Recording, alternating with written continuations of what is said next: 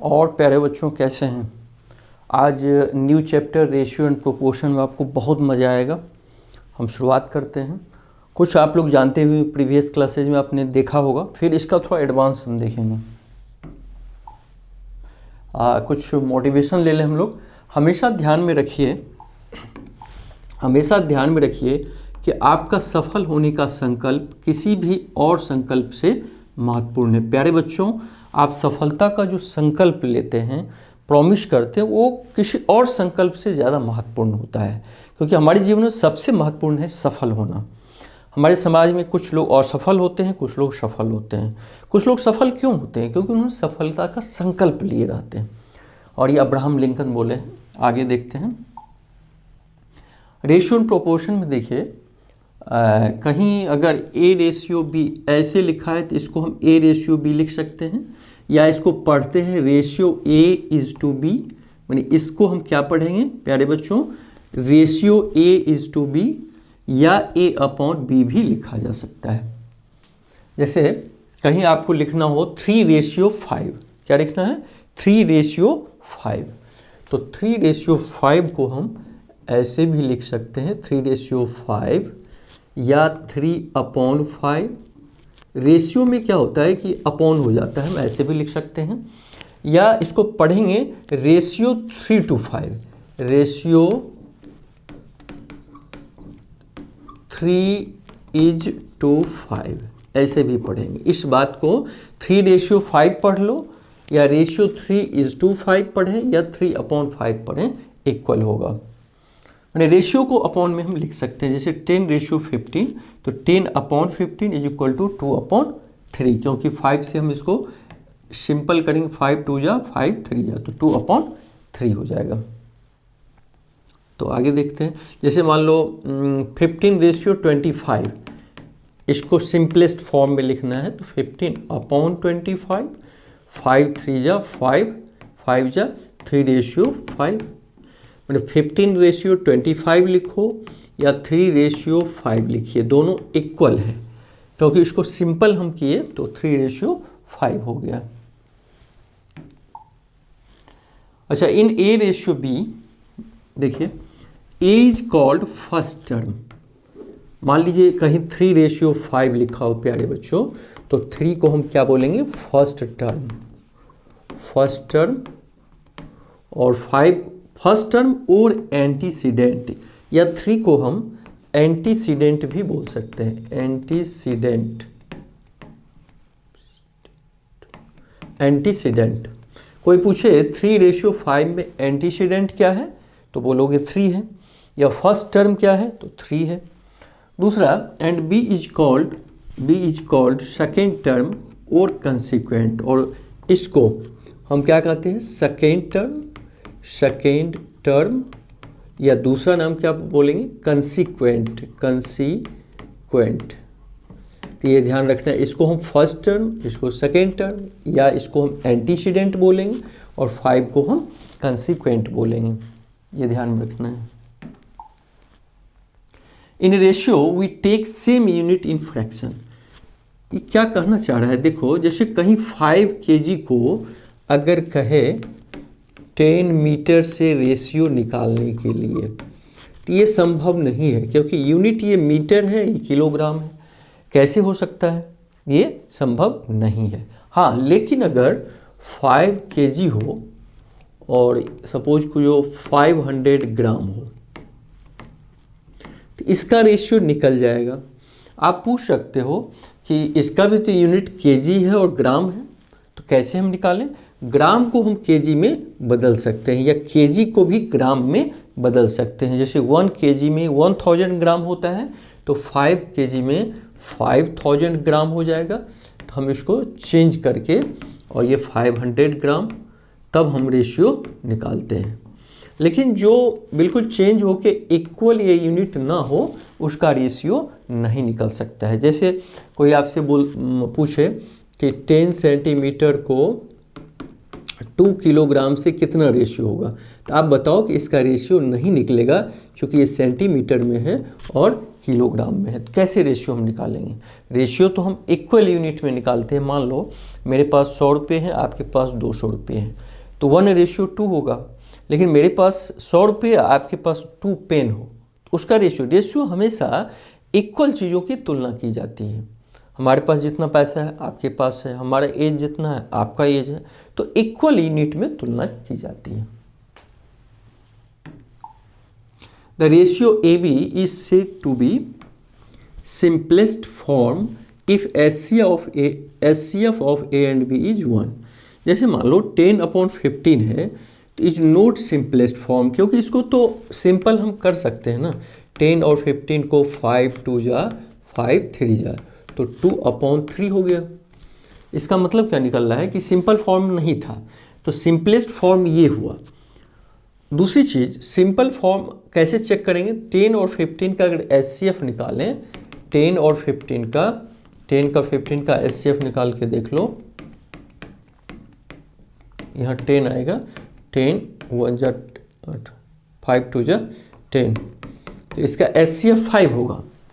तो जब भी HCF निकल जाए 1 को छोड़ के, तो इसका मतलब कॉमन मल्टीपुल इस दोनों में है, अर्थात सिंपल फॉर्म नहीं है। जब हम सिंपल फॉर्म निकालते हैं तो इसका HCF 1 निकलता है। 2 और 3 का जब हम HCF निकालेंगे, देखिए 2 1 जा 2 1 2 1 2 जा 2, तो इसका तो HCF न्यूमरेटर और डिनोमिनेटर का 1 निकल गया। इसका मतलब ये सिंपलेस्ट फॉर्म है। अर्थात सिंपलेस्ट फॉर्म हम कब कहेंगे? जब न्यूमरेटर और डिनोमिनेटर का HCF 1 हो। 1 के अलावा कुछ भी हो रहा है, इसका मतलब सिंपलेस्ट फॉर्म नहीं है। वैसे भी तो HCF का मतलब क्या होता है? Highest common factor. दोनों में कॉमन फैक्टर हो, तो दोनों में कॉमन फैक्टर होगा तो कटेगा, कटने के बाद ये सिंपलेस्ट फॉर्म में बनेगा। ए रेशियो रिमेन्स अनचेंज्ड, ध्यान से देखिए, ए रेशियो रिमेन्स अनचेंज्ड, यानी कोई रेशियो अनचेंज रहता है, बदलता नहीं। कब? If both of its term are multiplied और divided by the same non zero quantity. यानी नॉन जीरो का मतलब जीरो को छोड़ के अगर हम किसी भी नंबर से डिवाइड करें या मल्टीप्लाई करें किसी रेशियो में, तो उसके वैल्यू में कोई चेंज नहीं होता है। जैसे 3/5 है प्यारे बच्चों, 5 से ऊपर नीचे मल्टीप्लाई करो, 3 5 जा 15 5 5 जा 20, ये सेम रेशियो है, ये और ये इक्वल रेशियो। क्योंकि इसको जब हम काट देंगे तो 5 3 जा 5 5 जा, देखो सिंपल हो गया।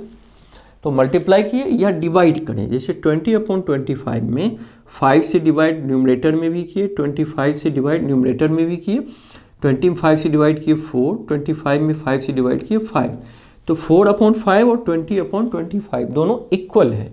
क्योंकि अगर इसको भी हम सिंपल करें 5 4 जा 5 5 जा, तो इक्वल ही है। तो प्यारे बच्चों, किसी भी रेशियो में अगर न्यूमरेटर और डिनोमिनेटर में इक्वल नंबर से हम मल्टीप्लाई करें और डिवाइड करें तो वैल्यू में कोई चेंज नहीं होगा। हाँ, वो नॉन जीरो नंबर होना चाहिए, जीरो छोड़ के, क्योंकि जीरो से करेंगे तो अनडिफाइंड होगा, दिक्कत होगा। तो आगे बढ़ते हैं। Express the ratio 50/75 in the simplest form.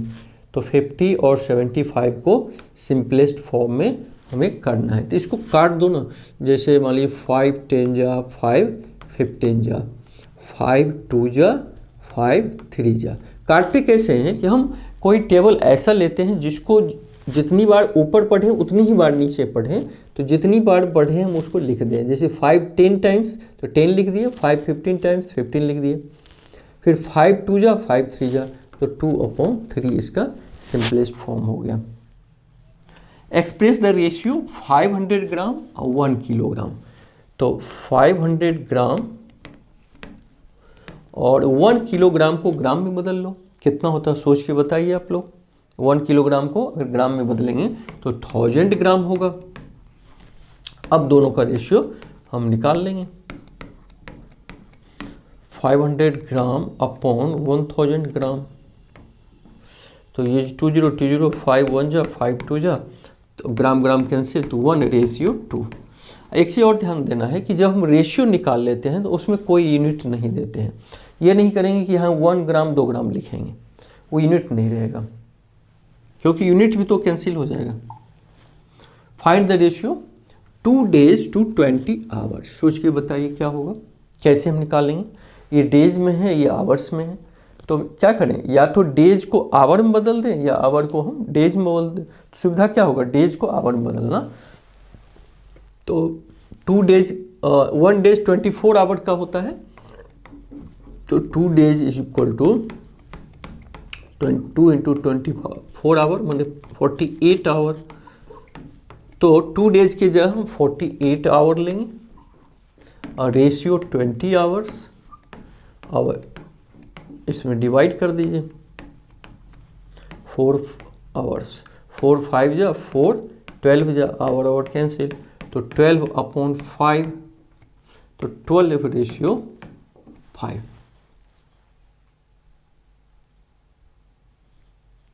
ठीक है, इस तरह निकाल दिए। फिर 5 मीटर टू 5 किलोमीटर। तो अब सोच के आप लोग बताइए क्या करें, कि आसान रहेगा किलोमीटर को मीटर में बदलना। तो ये 5 मीटर रेशियो 5 किलोमीटर, तो 1 किलोमीटर में 1000 मीटर होता है, तो 5 किलोमीटर में 5000 मीटर होगा।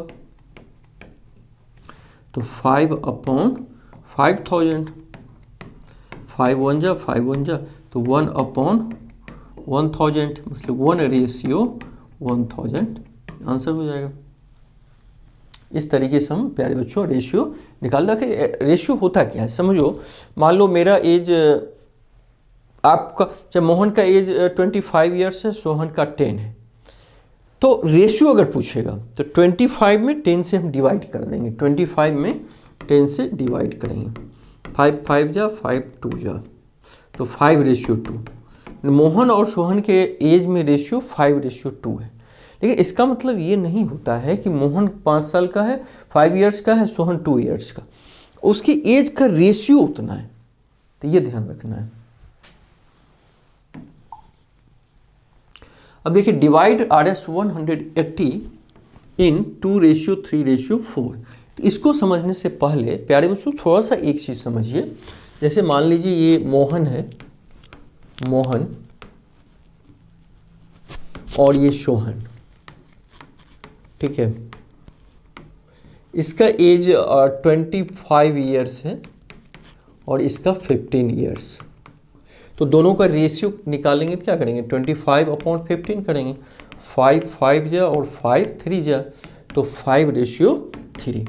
अब 5/3 का मतलब ये नहीं हुआ कि मोहन का एज 5 साल है और सोहन का 3 ईयर्स है। तो जब भी रेशियो हो और कहीं ज़रूरत पड़े क्वेश्चन बनाने के, दोनों में हम x शामिल मान लेते हैं। Late Mohan as 5x year और सोहन एज 3x ईयर। तो आप पूछ सकते हो कि सर x क्यों मानते हैं। देखो 25 को हम लिख सकते हैं 5 × 5 और 15 को भी लिख सकते हैं हम 5 × 3।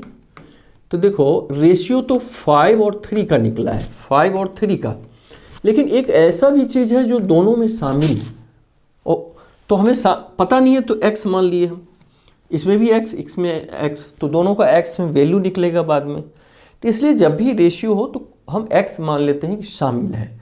तो इसमें भी तीनों में मान लो शामिल है x, तो एक हो जाएगा 2x, एक 3x, एक 4x।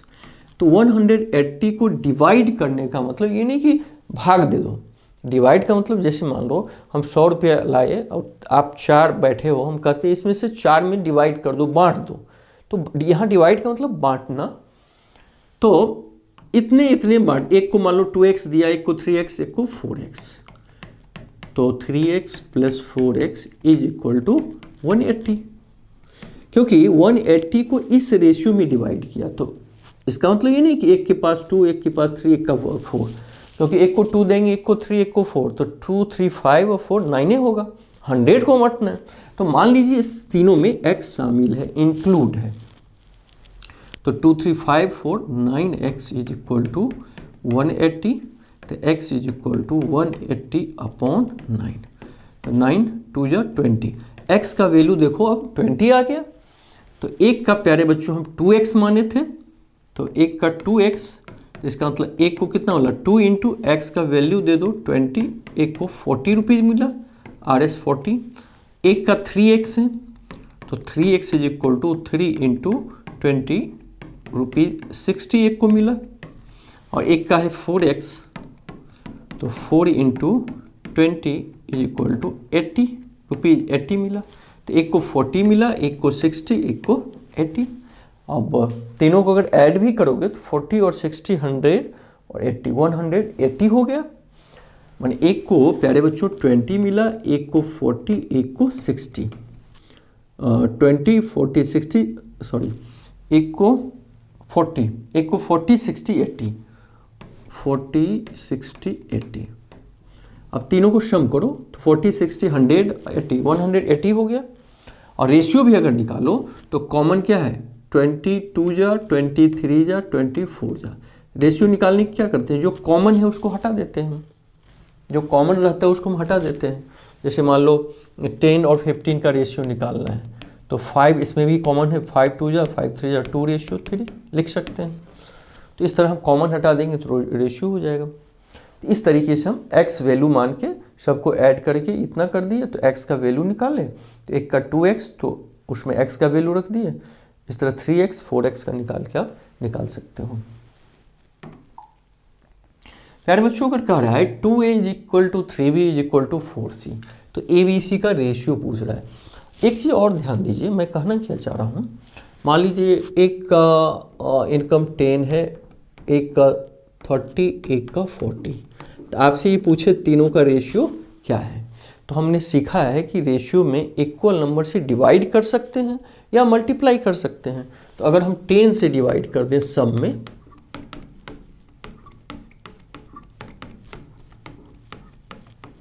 तो 1 3 4, इसका मतलब एग्जैक्ट रेशियो 1 रेशियो 3 रेशियो 4। तो इस तरह में किसी इक्वल नंबर से हम डिवाइड भी कर सकते हैं या मल्टीप्लाई भी करते हैं। मान लो इसमें सब में 5 से मल्टीप्लाई कर दें, 5 5 3 जा 15, 5 4 जा 20, तो ये भी सब इक्वल है। या तो डिवाइड करेंगे सब में इक्वल नंबर से या मल्टीप्लाई करें, कोई चिंता की बात नहीं है। तो अब इसमें हमें देखना है कि इसको हम कैसे लगाएंगे। 2a is equal to 2b 3b is equal to 4c। तो प्यारे बच्चों देखिए इसको, बहुत इंटरेस्टिंग क्वेश्चन है। तो 2a is equal to 3b is equal to 4c, सब आपस में इक्वल है, तो मान लो इसके इक्वल x भी है, तो अलग अलग करो। 2a बड़ा equal 3b equal 4c equal x मतलब इसके भी इक्वल है, इसके भी इक्वल है, इसके भी, तब इसके इक्वल करके देखो तो a is equal to x upon 2। इसी तरीके से 3b is equal to x, तो b is equal to x upon 3। अब चलिए c का निकालिए, 4c is equal to x, तो c is equal to x upon 4। ठीक है, तो a की जगह अब x अपॉन ABC में रेशियो हमें निकालना है, ABC में तो a की जगह x अपॉन 2 दे दो, रेशियो b की जगह x अपॉन 3 और c की जगह x अपॉन 4, क्योंकि इसी 3 का रेशियो निकालना है और तीनों का ये वैल्यू हमें पता चल गया है। तो एक काम करो, अगर इसके एलसीएम 2 3 4 का एलसीएम कितना होगा 12, तो एलसीएम से सब में मल्टीप्लाई कर दें, क्योंकि हम जानते हैं कि रेशियो में इक्वल नंबर से मल्टीप्लाई किया जाता है। एलसीएम से इसलिए करें कि एलसीएम मान लो 2 3 4 का जो एलसीएम होगा उसमें 2 3 4 से डिवाइड हो जाएगा, क्योंकि किसी नंबर का जो एलसीएम लेते हैं प्यारे बच्चों उसमें उस नंबर से जरूर डिवाइड होता है। जैसे मान ली 10 और 15 का एलसीएम 30 होगा, तो 30 में 10 से भी डिवाइड होगा 15 से भी होगा, तो इसलिए 2 3 4 का एलसीएम 12 होता है। तो सब में क्या करो 12 से मल्टीप्लाई कर दीजिए। हम इसलिए किए ना कि वो आपस में कट जाएगा, इंटू 12। तब देखो 2 6 जा, 3 4 जा, 4 3 जा। अच्छा x तीनों में कॉमन है तो x से डिवाइड कर दीजिए सब में तो हम कर सकते हैं। तो अब देखिए ये बचेगा 6, ये बचेगा 4, 3 4 जा, ये बचेगा 3, तो 6 रेशियो 4 रेशियो 3 आंसर हो जाएगा। एक्स सब में बाहर निकालने के लिए एक्स से सब में डिवाइड कर दिए और 12 से सब में मल्टीप्लाई कर दिए। तो एक्स से डिवाइड करेंगे सबका एक्स गायब, 12 से मल्टीप्लाई करेंगे तो ये 6 बचेगा, इसमें 12 से मल्टीप्लाई करेंगे 3 4 जा ये 3। तो इस तरह प्यारे बच्चों आप निकाल सकते हो। क्या किया हमने, सबके इक्वल एक्स मान लिया, फिर 2a इक्वल एक्स 3b, और इस तरह a का वैल्यू इधर 2 मल्टीप्लाई है डिवाइड होगा, b और c का निकाल दिए, सबको रेशियो के रूप में लिख दिए और एलसीएम से सब में मल्टीप्लाई कर दिए तो कट गया, और x से फिर सब में डिवाइड कर दिया तो x भी कैंसिल हो गया। तो एलसीएम से मल्टीप्लाई किए तो ये 6 बचा रहा, ये 4 ये 3, तो आंसर हो जाएगा 6:4:3। तो ऐसे प्यारे बच्चों निकालना है, मैंने किसी भी रेशियो में इक्वल नंबर से आप मल्टीप्लाई भी करते हो और डिवाइड भी करते हैं। एक क्वेश्चन देखिए, x/y इज इक्वल टू 3:2। तो कह रहा है 3x + 4y रेशियो, यहाँ रेशियो पूछा है तो रेशियो का मतलब अपॉन भी तो होता है, 2x + 5y। तो हालांकि देखो इसमें अगर x की जगह हम 3 दे दें और y की जगह 2 दें तब भी आंसर मिल जाएगा, लेकिन x/y का मतलब 3:2 का मतलब ये तो नहीं कि x 3 y 2, भाई वो तो रेशियो में, जैसे हमारा एज 10 ईयर किसी का 20 ईयर, तो 1:2 है, तो 1:2 का मतलब ये नहीं होता है कि मेरा 1 साल है उसका 2 ईयर्स है। तो इसी तरह x/y इज इक्वल टू 3/2। तो दोनों के एज में मान लो ये x 3x है और y 2x है, के चाहे x कन्फ्यूजन होगा, दोनों के रेशियो में k शामिल मान लो, तो x का एग्जैक्ट हो जाएगा 3k और y का एग्जैक्ट होगा वैल्यू 2k। लिखोगे let k is included in both ratio, k include है। हम x k y कुछ भी इंक्लूड कर सकते हैं किसी भी रेशियो में, या यूँ कहें किसी रेशियो को इक्वल नंबर से हम मल्टीप्लाई कर सकते हैं। k से हम मल्टीप्लाई कर दें। अब इस सब में x की जगह 3k और y की जगह 2k रख दो, तो 3 × x की जगह 3k + 4 × y की जगह 2k अपॉन 2 × x की जगह 3k + 5y, तो 5 × y की जगह 2k इज इक्वल टू 3 3 जा 9k + 4 2 जा 8k अपॉन 2 3 जा 6k और + 5 2 जा 10k, तो 9 8 17k अपॉन 6 और 10 16k, तो k कैंसिल हो गया, इसका मतलब आंसर कितना निकला 17/16। अगर सिंपल आप 3 भी रखते तो 3 3 जा 9 और 4 2 जा 8, 9 8 17 और 3 2 जा 6, 5 2 जा 10, तो 16 हो जाता। तो अगर कंपटीशन ओवर में पूछे सीधे x की जगह 3 रख देना, y की जगह 2 और वैल्यू निकाल के काट दोगे तो हो जाएगा। ये तो हम समझाने के लिए कि x y का वैल्यू 3 और 2 नहीं है, वो तो रेशियो में है, तो एक्चुअल मानने के लिए k दोनों में हम शामिल मान लिए।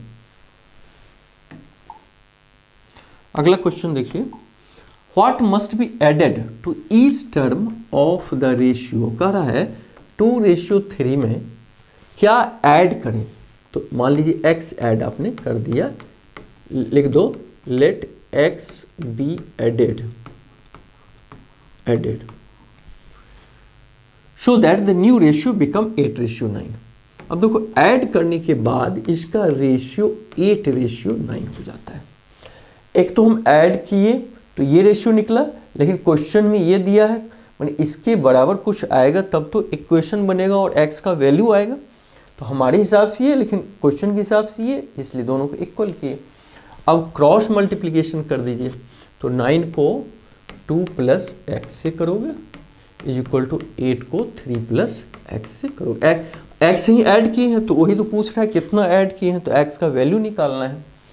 तो 9 2 जा 18 + 9x इज इक्वल टू 8 3 जा 24 + 8x, तो 8x को इधर ले आओ, तो 9x - 8x is equal to 24 - 18, तो 9x से हट जाएगा, x बचेगा, ये 6 बचेगा, अर्थात आंसर कितना निकला 6। यानी 6 को अगर ऐड कर दें तो न्यू रेशियो 8:9 होगा। चेक करना हो करके देखो, 2:3 है, दोनों में 6 को ऐड करो तो 6 to 8/639, 8/9, 8:9 आ गया ना। इस तरीके से हम क्या किए, दोनों में x शामिल x माने कि x ऐड किया गया है दोनों रेशियो में, 2:3 में। तो 2 + x/3 + x = 8/9, क्योंकि नया रेशियो 8/9 हो गया। क्रॉस मल्टीप्लीकेशन की और x का वैल्यू निकाल दिए। कह रहा है इफ a/b = 7/5। तो इसको ऐसे भी तो प्यारे बच्चों लिख सकते हो, a/b = 7/5।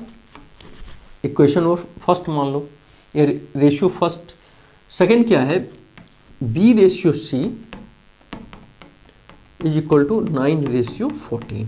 तो इसको हम लिख सकते हैं b/c = 9/14।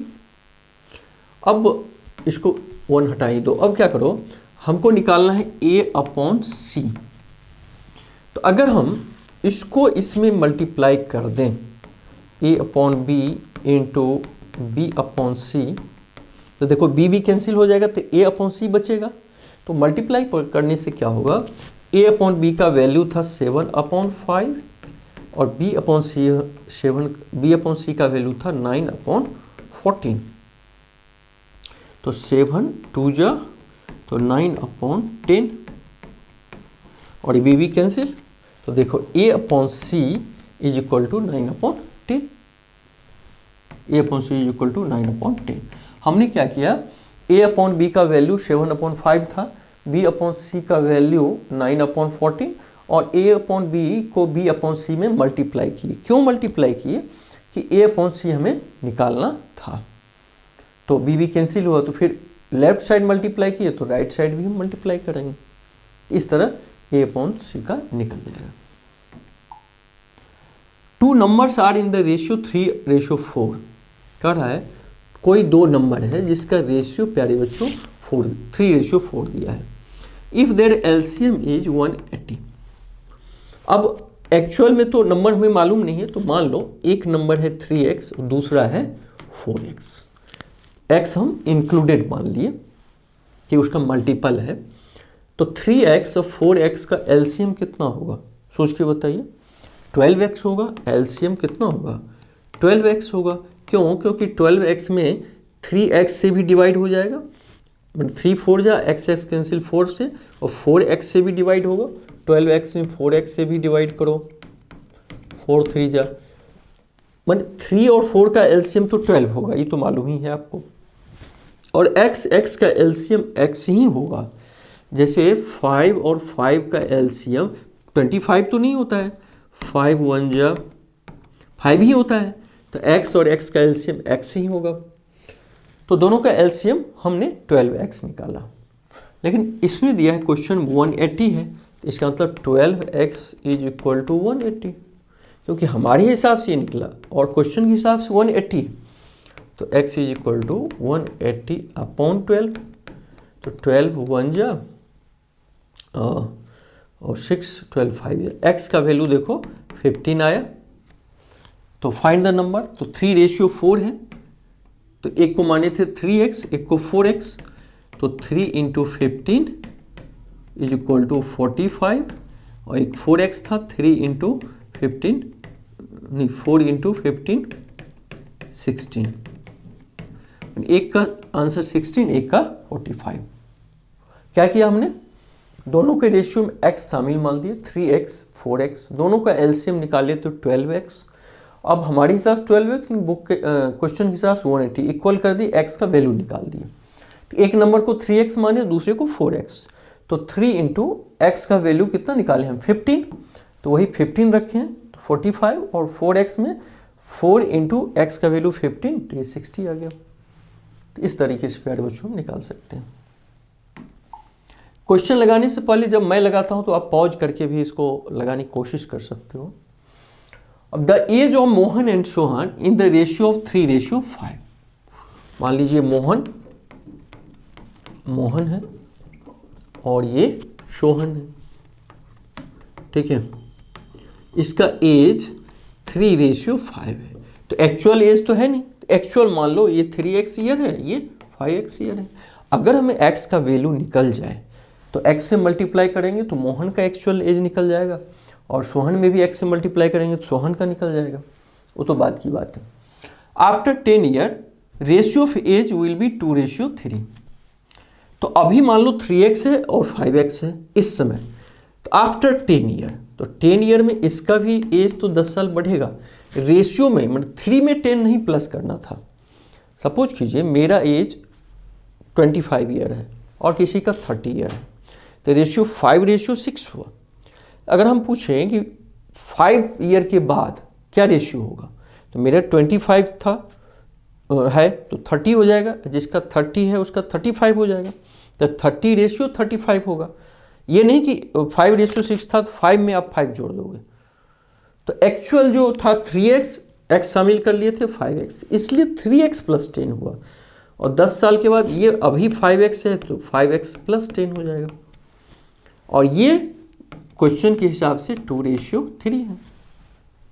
आप पूछ सकते हो सर 3:5 था, 3 में 10 ऐड करते, तो 3 में 10 ऐड करोगे 13 हो जाएगा, 5 में 10 करोगे 15, तो 13/15 हो जाएगा, इसके बराबर तो होगा ही नहीं।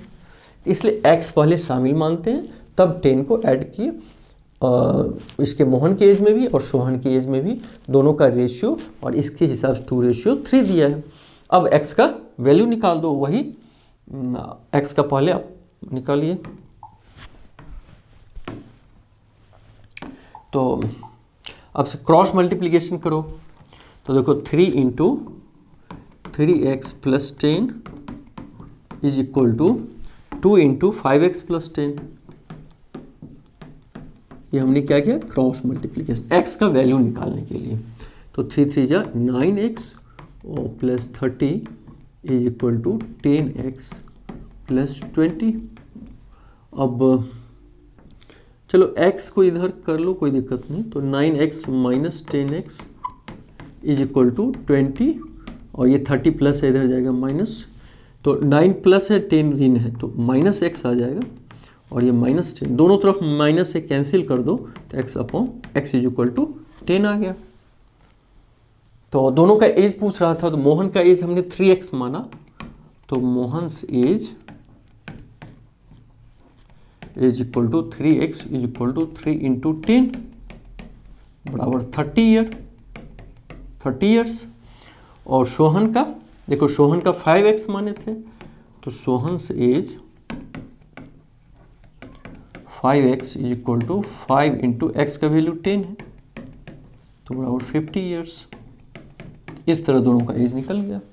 फिर से समझिए, मोहन और सोहन का एज का रेशियो 3:5 दिया था प्यारे बच्चों, तो दोनों में x शामिल मान लिए, और आफ्टर 10 ईयर तो दोनों में 10 जोड़ दिए, तो 10 ईयर के बाद जो रेशियो था 2:3 हो गया। तो लिख के हमने क्रॉस मल्टीप्लाई करके x का वैल्यू निकाला। x का वैल्यू निकालने के बाद मोहन का 3x था, x का वैल्यू दे दिए, तो 3 × 10 30 हो गया, और सोहन का 5x है तो 5 × 10 50। एक्चुअली रेशियो में x माइनस वो एक्चुअल हो जाता है, बाद में x का वैल्यू निकलता है, हम उसमें डाल देते हैं।